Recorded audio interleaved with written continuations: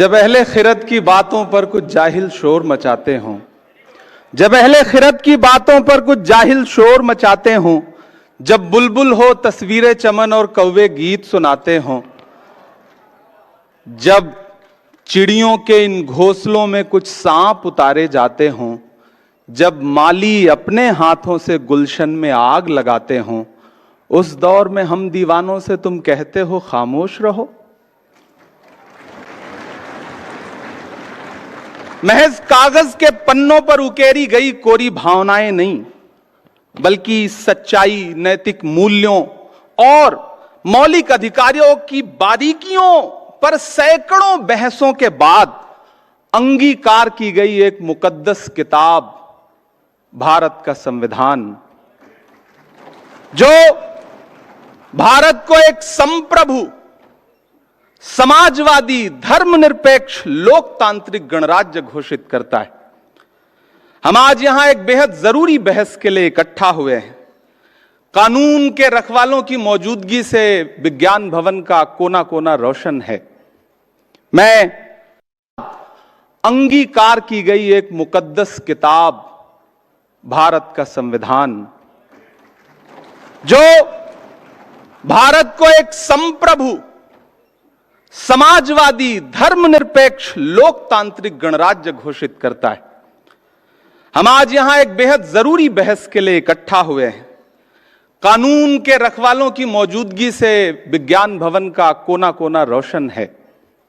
मैं अभिषेक मनु सिंघवी जी को और उनकी पूरी टीम को मुबारकबाद देता हूं इस बात के लिए कि इस मुश्किल दौर में इस लड़ाई का अलंबरदार बनने का जो फर्ज आपने निभाया है, वो बहुत ही तारीफ के काबिल है। किसी भी लोकतांत्रिक व्यवस्था में अगर हाकिम के दिमाग में यह बात घर कर जाए कि मेरा आदेश ही है मेरा शासन, तो फिर यहां से शुरू होती है बुनियादी परेशानी। जिनके जहनों में फिल्मी डायलॉग घर कर जाते हैं, उनकी नजर में संविधान के पन्नों की अहमियत नहीं रह जाती है। साथियों, याद करिए, संविधान निर्माता डॉक्टर बाबा साहब अंबेडकर जी कहते थे कि आर्टिकल 25 संविधान की आत्मा है। हर नागरिक को धर्म को स्वतंत्र रूप से मानने की और उसके प्रचार प्रसार की आजादी है। लेकिन मौजूदा सरकारें संविधान की रूह के साथ छेड़छाड़ कर रही हैं। धर्मांतरण विरोधी कानून हो, लव जिहाद का कानून हो, सीए का कानून हो, वक्फ अमेंडमेंट एक्ट हो या फिर बुलडोजर का एक्शन हो, यह सिर्फ संविधान की रूह के साथ छेड़छाड़ नहीं, बल्कि डॉक्टर बाबा साहब अंबेडकर की आत्मा के साथ भी नाइंसाफी है। मेरी आंखों के सामने देश के कोने कोने से आए हुए वकील साथी बैठे हैं।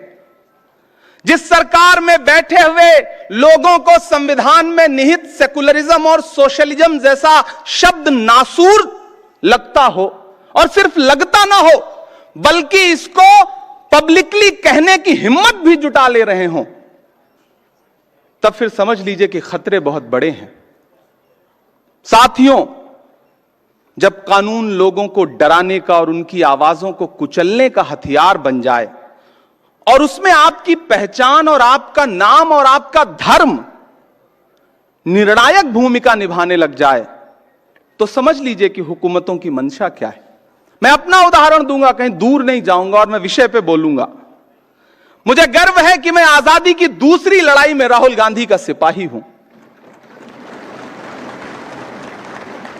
मैं उनके साथ चला हूं 4000 किलोमीटर कन्याकुमारी से कश्मीर तक, कंधे से कंधा मिलाकर।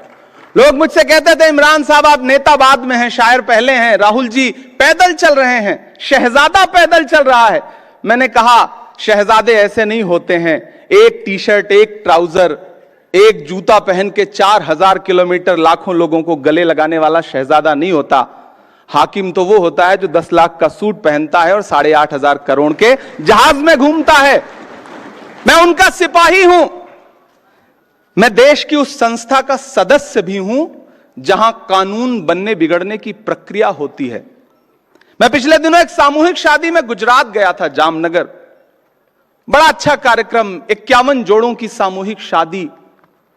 सारे दलों के नेता उस मंच पे मौजूद थे। मैं बच्चों को दुआएं देकर के वापस लौट आया। 4 दिन बाद मेरे साथियों ने उस प्रोग्राम का एक विजुअल था, बरसते हुए फूल थे, बड़ा खूबसूरत सा, उसमें एक कविता लगा करके सोशल मीडिया पे पोस्ट कर दी, मेरे अपने सोशल प्लेटफॉर्म पे। आपको जान के हैरत होगी कि इतनी संगीन धाराओं में मेरे खिलाफ जामनगर की पुलिस ने मुकदमे दर्ज किए कि मुझे लगा कि मैं तो कोई बहुत बड़ा अपराधी हूं। हमने हाईकोर्ट का दरवाजा खटखटाया। 55 मिनट बहस सुनने के बाद हाईकोर्ट अहमदाबाद के माननीय न्यायमूर्ति जी ने कहा कि इसमें तो सिंहासन के खिलाफ कुछ कहा गया है, इसलिए पिटीशन खारिज। हमें माननीय सुप्रीम कोर्ट की चौखट पे आना पड़ा और धन्यवाद कि इमरान प्रतापगढ़ी बनाम गुजरात सरकार के केस में माननीय उच्चतम न्यायालय ने जो फैसला दिया है वो एक नजीर बनेगा। मैं माननीय उच्चतम न्यायालय का आभार प्रकट करता हूं। साथियों, माननीय उच्चतम न्यायालय ने एसआर बोम्मई भारत बनाम भारत सरकार के आदेश में भी ये कहा था कि धर्मनिरपेक्षता संविधान की मूल संरचना में निहित है, उसे बदला नहीं जा सकता। अब जब पुलिस थाने टॉर्चर चैंबर में बदल चुके हों, मैं बहुत जरूरी बात कह रहा हूं, अब जब पुलिस थाने टॉर्चर चैंबर में बदल चुके हों, जब पुलिस मशीनरी अपने आकाओं के लिए पर्सनल आर्मी की तरह व्यवहार कर रही हो, जब पुलिस एनकाउंटर मेडल हासिल करने का जरिया बन चुका हो, जब राज्य सरकारें लोगों के आशियाने उजाड़ करके अपना वोट एकजुट करने के प्रयासों में लगी हों, जब जालिम बुलडोजर किसी के लिए शौर्य का प्रतीक बन चुका हो, तब यह बहस और जरूरी हो जाती है कि देश धर्म से चलेगा या संविधान से चलेगा।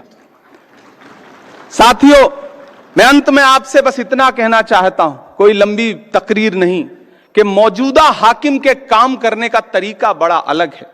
पहले वो अपने कारिंदों के जरिए दुष्प्रचार करवाते हैं, फिर खुद बाहर निकल करके उन्हीं चीजों पर उनकी विशेषताओं का बखान करते हैं। आप कैसे भूल सकते हैं कि दशकों से देश की संसद की महत्ता को कोसने वाली पार्टी के प्रधानमंत्री बनकर 2014 में जब नरेंद्र मोदी जी देश की संसद में पहुंचे थे तो सबसे पहले उन्होंने देश की संसद की सीढ़ियों पे मत्था टेका था। याद है आप सबको वो मंजर? और उस मत्था टेकने का अंजाम क्या हुआ कि महज 10 साल के अंदर उन्हीं सीढ़ियों से बनी हुई संसद को बदल दिया उन्होंने। पुरानी संसद बदल के नई संसद कर दी। इस बार उन्होंने संविधान को मत्था टेका है, तो खतरा बढ़ गया है। सतर्क रहिए, जागरूक रहिए, संविधान को बचाइए, और सिर्फ बचाइए ही नहीं, हाकिम की चालाकियों को बेनकाब भी करते रहिए। कातिल ने किस सफाई से धोई है आस्तीन, कातिल ने किस सफाई से धोई है आस्तीन, उसको खबर नहीं कि लहू बोलता भी है। बहुत शुक्रिया। एक बार पुनः अभिषेक मनु सिंघवी जी को एक शानदार कार्यक्रम के लिए बधाई, और पूरे देश के कोने कोने से आए हुए न्याय के रखवालों को बहुत आभार, बहुत दुआएं, बहुत मुबारकबाद। शुक्रिया।